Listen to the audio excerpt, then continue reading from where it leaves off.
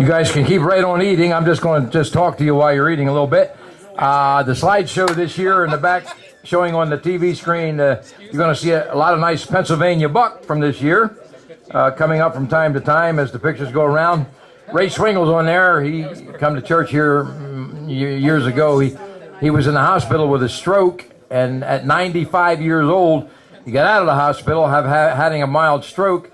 And about 3 days after getting out of the hospital, he killed an 8-point buck up in the mountain there behind his house. So there's a picture of him back there, bless his heart. He's an inspiration to me. And a friend of Ricky's relation there, Drew Petty, has some bobcats and other animals that he trapped this year. Ray Taylor's son's buck, we don't see Ray Taylor's son, but his buck is back there. And we just put pictures back there this year that basically came from this year. Oftentimes I'm putting many pictures from different years, and so what you see back there, each and every buck and everything, there's some funny things too, but are pictures from this past season. My son and I got busted on pheasant. We didn't get any pheasant this year, or bear. We hunted both, but we didn't get any. I got a small buck. It was a 6-point buck, and we put a couple doe in the freezer. We're thankful for that, but that's what the pictures are all about. Now, most of you get to eat something. How about give the lady, how do you like the food? Tell the ladies how much you like the food, amen? All right. Appreciate the gals. They work extremely hard, and it's not only gals. Ray Taylor is going to remind me. Ray Taylor brought a raft of food in here. You can't hardly believe what he brought in here. It was unbelievable. He had a whole truckload and spilled half of it in his wife's car. Don't tell her that. We got it cleaned up, and I don't think she's going to find out. But we appreciate all the ladies that have labored so hard and long to make the good food that we are able to share with you, and I'm sure you enjoy that also. Now tonight, our main speaker came a long way, and his dear wife, Bob Ross, and his wife Tammy came all the way from western Pennsylvania. It's at least a 4.5 hour drive, maybe 5, almost 300 miles. So round trip, they're going to be traveling 600 miles. And I'm not taking an offering for the food and for being here, but we take an offering exclusively to help cover the expenses of our main speaker. We do that every year. And so I'm going to have the men come, and I'm going to ask Pastor Bissol to lead us in a short word of prayer. And I'm going to ask you to give to the expenses of our main speaker and his dear wife. And he don't care about that, but he got gas, time, energy. He prepared messages. He's going to stay till tomorrow. He's going to be here all day, and you're going to enjoy him, I'm sure. I heard him preach a little bit ago. I'm going to talk more about that in a minute, but you're going to enjoy his message tonight. And then tomorrow in Sunday school, Sunday morning, in the evening service, he'll be here at our church. And you're all welcome to that. We want you to come back if you can possibly do that. You'll profit from it, I'm sure. But I'm going to ask the men, after Pastor gives a word of prayer, to pass the plates around, and we're going to take an offering. And I hope you'll give generously to that cause. Brother Bissol. All right, let's thank the Lord for this opportunity to give. Lord, thank you for the givers and the gifts. I pray to be a blessing to our guest speaker. And thank you for the ladies who prepared the food. And thank you for everything you've done tonight. Just bless every aspect of our evening. We pray in Jesus' name. Amen. Amen. Now, while they're passing those plates, and I hope you'll give generously, none of that money's going to these ladies now. None of it's going to the ladies. All going to the expenses of our main speaker, who we thank the Lord for. I thank God that he was able to come. I think that he thinks I hoodwinked him into coming here because my daughter, I'm going to tell you more about this later too, my daughter lives near him, and there's more to it than that. And she got him to bring her with him to the banquet. Sarah's here with her 2 children, my grandchildren. And I think Brother Ross thinks that I asked him to come speak just so I could get my daughter and my grandkids to come. I'm sure he knows that's not true. But while they're taking the offering, I want to tell you about my good friend Ricky Hugler, who is now videoing, and he videos every year for the last few years, these things. He's a videographer, and he loves to video. He'd rather video animals than shoot them. He goes out in the woods, and he wants me to not shoot. Don't shoot, don't shoot. He wants to take pictures. And when I see the animal, I want to shoot, because that animal's liable to get away. And he's always telling me, don't shoot, don't shoot. But he's a videographer, and he makes turkey calls. He has turkey calls that he's made. He had a website up on the internet called Newton Ransom Outdoors, Life in the Woods. but I just talked to him. I went to try to see if it was still up, and it's something not working. So he's going to work on that. If you get a chance, Newton Ransom Outdoors. Just think of Newton Ransom over there where I come from, and outdoors, and you can find his products. He's got many, many, many dynamite things to offer you, and if you want to talk to him about it, he's here. You'll see him running the video cameras. Ricky, you want to stand or raise your hand or something? Ricky Hugler right there, right in the back. And he also is interested in videoing hunts and so forth, and does a dynamite job at it. And we've gotten some videos made by him, and we really appreciate it. He's got a YouTube channel, also called Newton Ransom Outdoors, and there's some pretty good videos on there to take a peek at. If you want to watch, you can. Last year, we had a friend of mine come that I hadn't seen for a long time, and he talked to us about buck and their antlers and antler growth and scoring deer and so forth, and his name's Chip Sorber. And I met Chip years and years ago when I was holding evangelistic meetings in the Knoxon Baptist Church over in Knoxon, when Jerry Talent was the pastor in the late 70s or early 80s. That's prehistoric, right? But I met Chip Sorber back then, way back when, and I hadn't seen him in years. I lost all contact with him until I was invited to teach turkey calling at a large group of youth at the Jake's event that was sponsored by the Mahoopany chapter of the National Wild Turkey Federation in 2016. And when I was there, Chip was teaching classes on survival, and I was teaching turkey calling. And Chip heard that I was there, and he came over, and we got reunited. It was kind of neat. And Chip was a school teacher for many, many years. He's now retired from that. But he's an expert on deer management, on food plots, deer aging, predator hunting. He predator hunts with dogs, and you're going to learn more about that tonight. That's what he's going to talk about tonight when he's here. And Chip heads up an organization called the North Mountain Quality Deer Management Association. And I asked him to come this year to speak on predator hunting, and he's an expert on bobcats. In fact, he told me that he was going to schedule me in for a bobcat hunt this year and call me, and I'm still waiting for that call. You're supposed to laugh. Bobcat season's gone. Chip, we missed it. If we go now, we're going to get arrested, amen? Yeah, I don't know if I don't think he's that kind of guy. Well, I'm just kidding him. He got a busy schedule, but maybe next year. Maybe next year, if we're still alive. We were just talking about that a little bit ago. Chip's the same age as me. Matter of fact, he's just a little bit older than me. He looks much older than me, doesn't he? Really? Now, you're going to hurt my feelings. I know the truth is I look much older than him. But Chip is just a little bit older than me.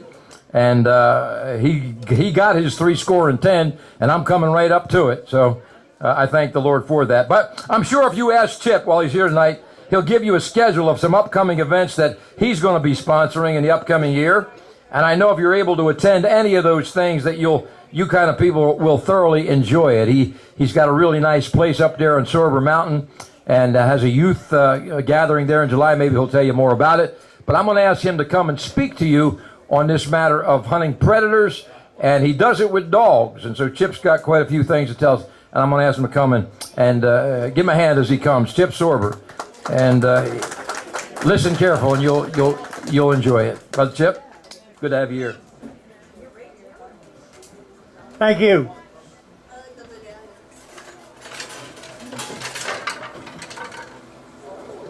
Get a couple props up here, I guess.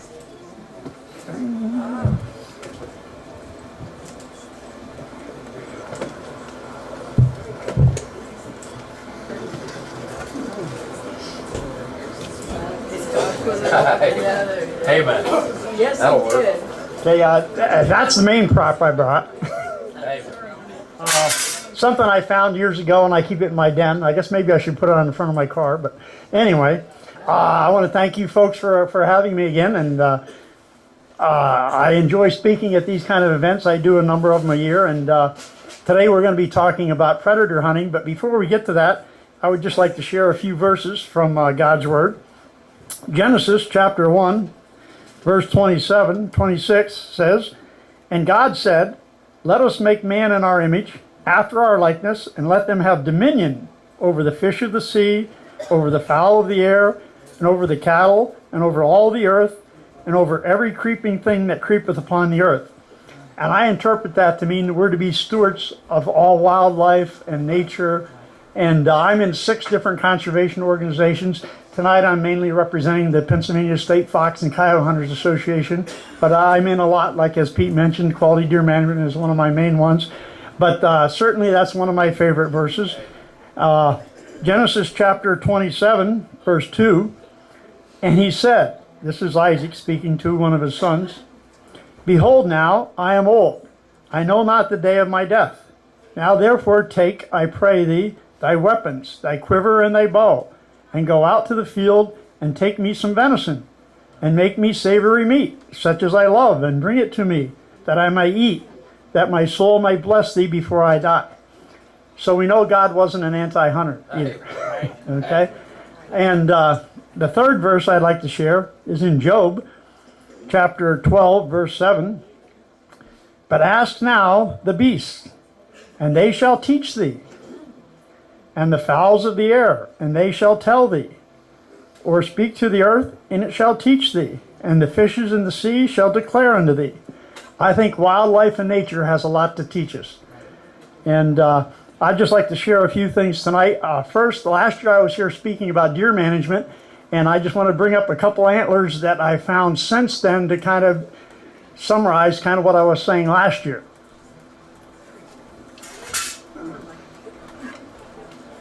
Those of you who were here last year remember this set, okay? And that's I find a lot of drops. I'm a drop hunter. I found 8 so far this year, and I spend a lot of time in the woods. And I could sell that as a set. I mean, look at that G2. That one's 13.5 inches, okay? But if you remember, they're not, okay? Because this one we found, and by the way, these were both found in the second week of deer season. One on a Wednesday, one on a Thursday. Okay, they dropped early before the deer season was over. And we know the gentleman who shot this buck the next year. Okay? Then we found this one the following year, which I believe has to be his offspring. You know, the genetics of deer, just like genetics of people. I mean, you look at that G2, and the base is actually a little smaller. And we're still hunting this guy. We don't know of anybody who got him yet. But anyway, that's a little bit on genetics. Now this year,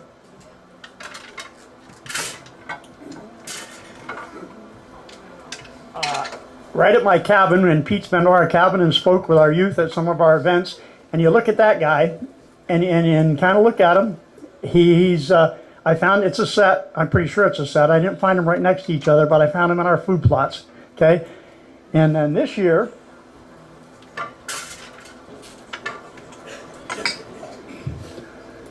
same buck. I think so. Look at that that brow tie with that. Okay. And I would say almost definitely this is the same deer. Now, if you're in the Boone and Crockett scoring, it scores 114 right here. It scores 109 the year before. And I think it's 4.5, okay? But I'm not sure because I don't have his jaw. But it's just like people. Just because he's got some age doesn't mean he's going to be a trophy buck, okay? It's a good buck, but it's not necessarily a trophy. And just like that's how genetics are. You're not all going to be monster bucks. Okay, that was just a little review from last week, or last year, I guess. Okay, now today we want to emphasize predator hunting. And first, the Fox and Coyote Hunters Association, I want to mention a couple things they've done for those of us who own dogs. Very influential with the Pennsylvania Game Commission. We meet with them every year in July, and they're very reasonable in listening to us. If we have some reasonable requests, they certainly listen and try to do if it's within reason. And a couple of things that they've really done for us dog owners over the last few years. One is electronics, the GPS that didn't used to be legal up until about 8 or 10 years ago. Because those of us who run coyotes, they go miles and miles and miles. And we had a very difficult time finding our dogs. And it used to be very common to leave a dog overnight, where now it's not with the GPS, because they now allow us, it's legal for us to have those collars on the dog and to find them. So that was one thing they did for us, so probably 6, 8, 10 years ago. And something they did for us rather recently was the tethering law. If you're familiar with the tethering law and the temperatures, that you can't have a dog outside tethered if it's below 30 degrees or if it's above 90. Okay, well, sporting dogs are usually outside. Okay, and we got them to put an exception for sporting dogs. Okay, And there are just a couple of things. And anyway, the organization does a lot of good things for us hunters and dog owners. Okay. Matter of fact, here's one of my dogs. Okay, we're going to get into fox and coyote hunting. And this is an 11-month-old Walker. Okay, he's coming down the steps. This is what I use, Walker hounds. I have 4 of them. Okay, he is probably the best young dog I've had in my life, and I've had dogs for 40 years. Okay, hounds. I had beagles before that, but I've had hounds for 40, and he was just in his first coyote kill last week. Not Thursday this week, the week before. He actually chased a coyote by himself, and we ended up harvesting it, and he got to bite it and whatever. So he's and he also was in a bobcat kill earlier, but I had a couple of my older dogs in that chase too. It wasn't just him. So he's been in a bobcat kill, and he's been in a coyote kill, and he's only 11 months old. He was born on April 1st, 2018, I guess that was, because he's not a year old yet. So anyway, that's one. I have 4 hounds. I have an 8-year-old, 2 4-year-olds, and him. Okay, and I want to talk about bobcat and coyote hunting just a little bit, and I know my time is limited, and if I get too long, just cut me off. The first thing you need to do if you want to hunt predators with the dog is you have to realize predators basically hunt at night, okay? And you have to have a cold trail, and he is becoming, matter of fact, he cold trailed for a couple hours this morning on the crust, which is very difficult. Scent is not good on crust, and we didn't really get a hot chase today, but he cold trailed for about 2 hours this morning. So he's got a very good nose, which we call a cold nose, because the coyote moved last night, and he's out trailing them, trying to find where he's laying down, okay, is what they do. And then, of course, if they jump him, you kind of know the difference in the bark and the speed. Like with your GPS, all of a sudden he's covering 10 yards real quick instead of 10 yards in a minute or whatever, it's in 10 seconds, okay? So you know when it's jumped. And then, of course, you try to get in front of it.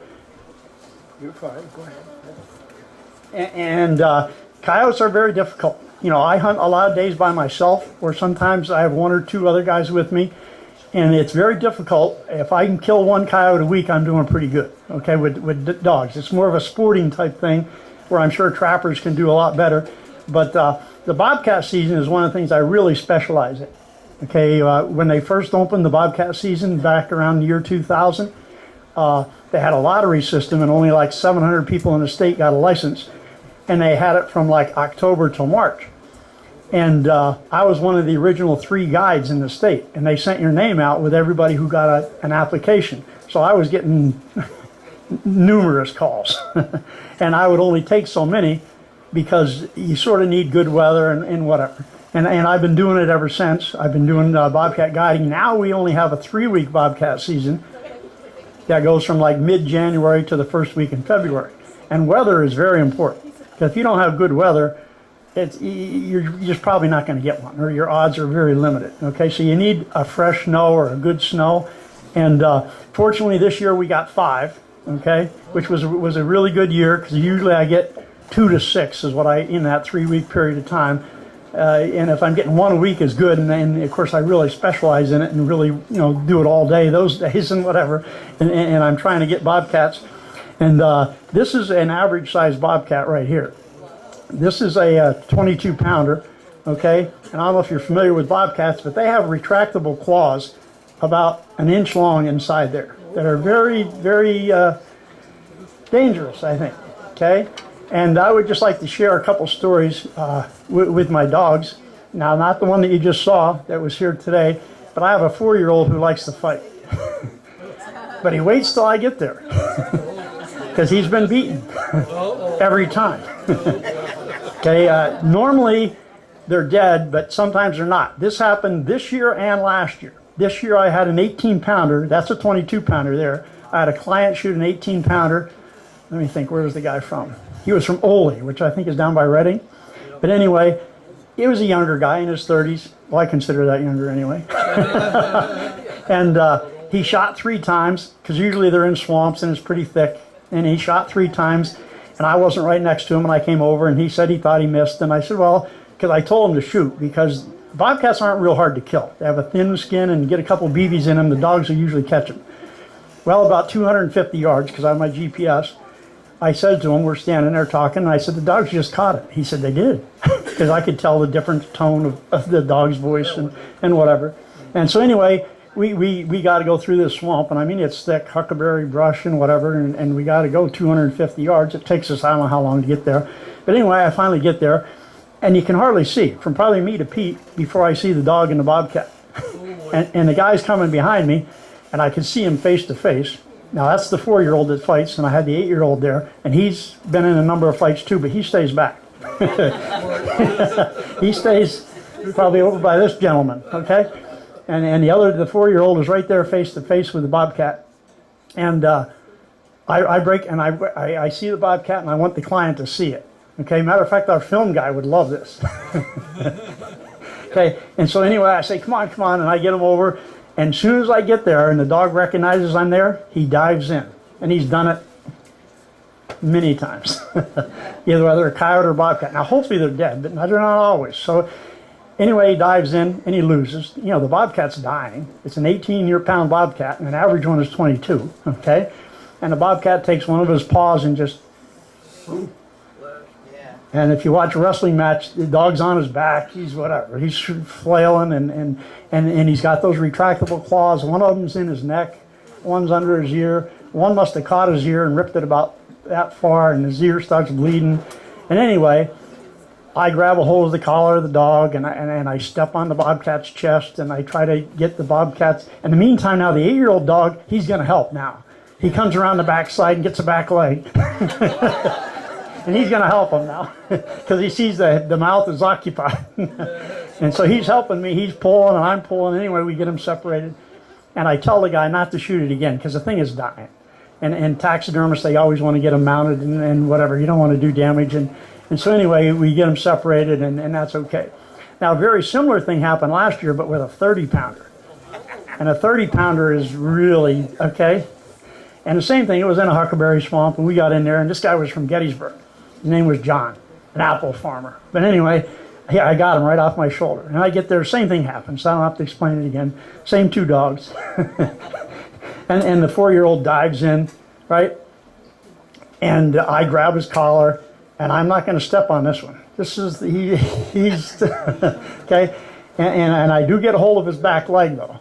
Because, matter of fact, the 8-year-old, I don't even think he's getting in there this time. It's just me and the 4-year-old.